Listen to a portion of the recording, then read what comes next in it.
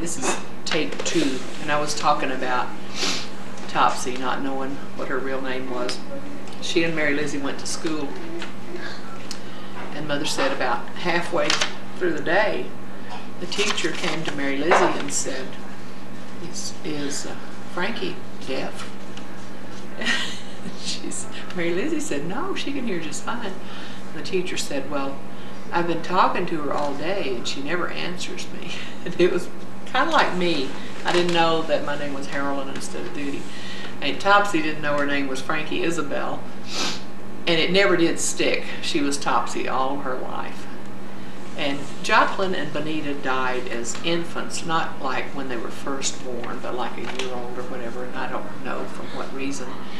But Brownie, her name was supposed to be Nelwyn Azalee, and that never took either. And I think Azalee might have been like Azalea, A-Z-A-L-E-A. But she was Brownie all her life, all her life. And then Sarahleen, S-A-R-A-L-E-E-N. I thought that was a really pretty name. Her grandmother was Sarah Franklin Brixey, so she was kind of named after her grandmother. And then Mother was the 6th girl that Ernest and Lucille had, and she was named Ernestine after her daddy. So there was like 11 years difference between Topsy, their first daughter, and Ernestine, who went by Teeny. So in that family there was Topsy and Teeny and Sarahleen and Brownie.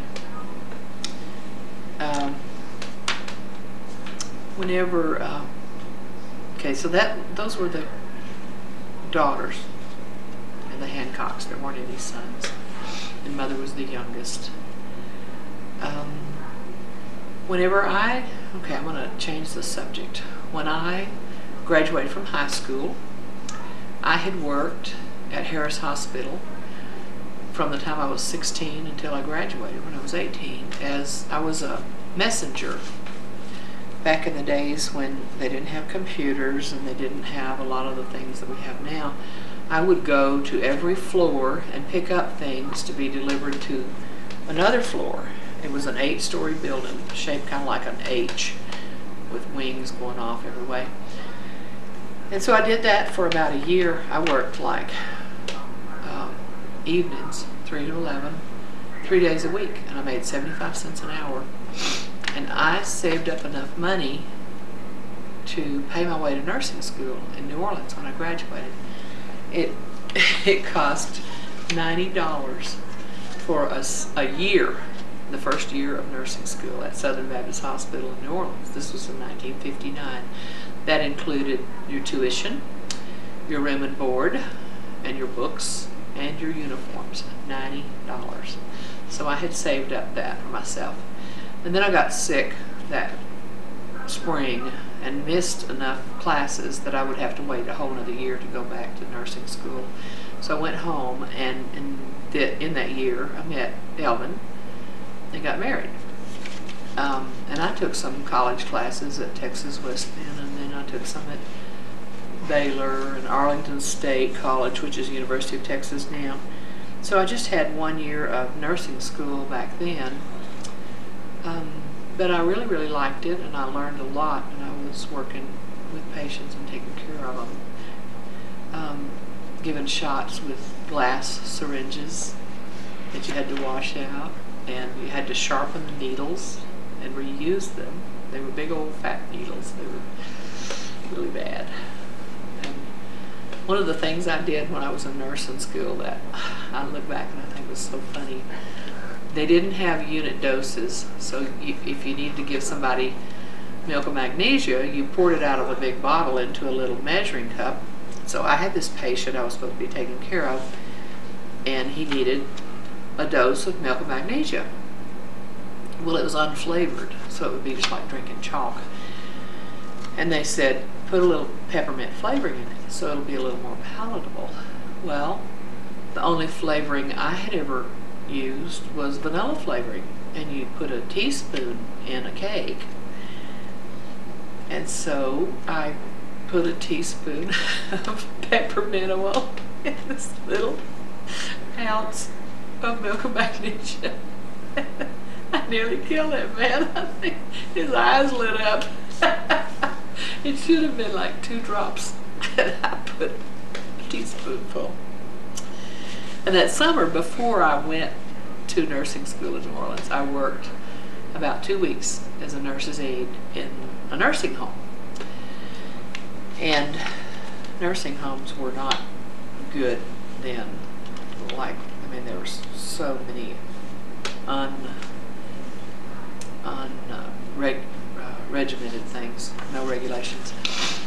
And you had to feed these patients. Well, there was this one room that had 2 men in it, and I went in and looked in the bedside table that was between the 2 of them, and I put these false teeth in the man that I was fixing to feed. But neither one of them could talk, and they couldn't say anything, but they were awake. And it turns out I put the wrong teeth in the wrong man. And they wouldn't fit right. But I got that straightened out. I mean, I found out later that I'd gotten the teeth out of the wrong bedside table. And then another time when I was in there to feed them, this nursing home used to puree all of the food, like baby food, because these people couldn't chew anymore, especially if they had the wrong teeth in. And so that they would put food coloring and make things look real bright. And I fed this man what somebody told me was a serving of applesauce by the spoonful. And it turned out it was ketchup. I fed him ketchup by the spoon. He had a great big old serving of ketchup, and I just gave it to him with a spoon. Didn't know what the difference was. So that was my little foray into working in a nursing home. I wasn't too good at that. Let's see. One of the fond memories I have is when Daddy would take a vacation, we would go to Louisiana, and Mother would usually take Joe was like 3 or 4 years old, and go out to Aunt Brownie's out in the country and stay out there. But Daddy and me and Tommy would go with Mama Dick and Daddy Joe and Memo Hayes and maybe Uncle I.B. sometime, and Joe Ben, my cousin, Joe's son. And we would go up to Caddo Lake, and there was a cabin that they owned up there. It was not anything luxurious. It had cold water and a sink, but it didn't have an indoor toilet. It didn't have a bathtub or anything like that. And we would go take a bath in the lake at least once a week. We stayed up there 2 weeks. About halfway through that, Mama would get me and Tommy and Joe Ben, give us a bar of soap and a towel, and we'd go down to the lake and we'd take a bath. And I used to think, this is gruddy, this is horrible old brown dirty water, how are we going to get clean? But we'd march out in that same water that we were fishing in and take us a bath and go back. No telling what we smelled like.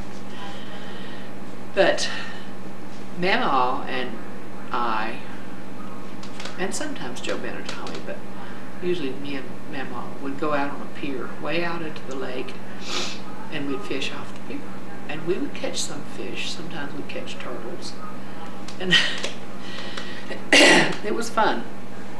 And she did all the cooking. She always did. And Daddy and Tommy and Mom Dick and Dad Joe would go out in a boat and go fishing. Now back then, nobody but rich people had life preservers. So it was really dangerous to be going out in the lake like that. In fact, one time Aunt Della and Mama Dick got out in the lake, and they got tickled about something, and Mama Dick fell in. She didn't know how to swim, and she held on to the side of the boat, and Aunt Della got so tickled she wet her pants. And I don't know how they got back to the shore, but neither one of them could swim a lick. It was really dangerous. But Daddy and Dad Joe and Uncle Ivy would set trot lines when it got dark in the evening and way out in the lake. And then they'd come back to the cabin and play canasta, drink coffee, and smoke and laugh and have such a good time. And I'd play with them, and we had just a big old sleeping porch that had like screened-in windows all around. There was nothing fancy about this. Well, Mama Hayes did all the cooking, and we ate the fish they caught. They weren't doing any game fishing or any kind of sport fishing. It was fishing, and we ate it. Well, Mama Hayes was so afraid that I would swallow a bone, and she probably did this for Tommy, but I remember her doing it for me. She would fry the fish and the hush puppies, fried potatoes. She fried everything. Fried hamburgers. She even fried the bread on the hamburger. After she made the hamburger, she'd fry it, toast it. She would take the fried fish and literally pick off all the white meat and put it in a pile that looked like a big pile of mashed potatoes. It was so white and pretty and she would feel it with her fingers because she was afraid that I would get a bone in my throat. And I remember how wonderfully good that was. And looking back, I think how much love that was. Because I was like, if Joe was 4, I was 11, 12, 13, 14, up until I started working at about 15 or 16. I would go up there with them in the summer, and she would pick that meat off like that for me so I wouldn't get a bone. And I thought that was so loving. I could taste it to this day. She was such a good cook. So we would go up to the camp and stay like that. And we took 2 weeks worth of food, and it was really, really sweet memories. Those are such totally different memories of the times that I had with Mother's family, who were very fundamental Christian, Baptist, and soft-spoken and quiet, and the girls would whisper and tell each other about, what's going on in Bethany, Louisiana, where Aunt Brownie and Uncle Jack still lived. Mother had grown up there, and Aunt Harrolyn and Aunt Topsy had grown up there, but Aunt Brownie was the one that still lived there.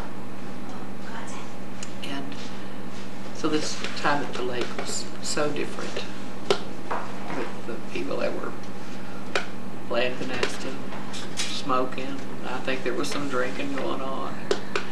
But the funny thing was, in both families, I was the oldest granddaughter, the oldest niece, the only niece or granddaughter until Joe was born 7 years later. So for 7 years, I was the only granddaughter, the only girl cousin.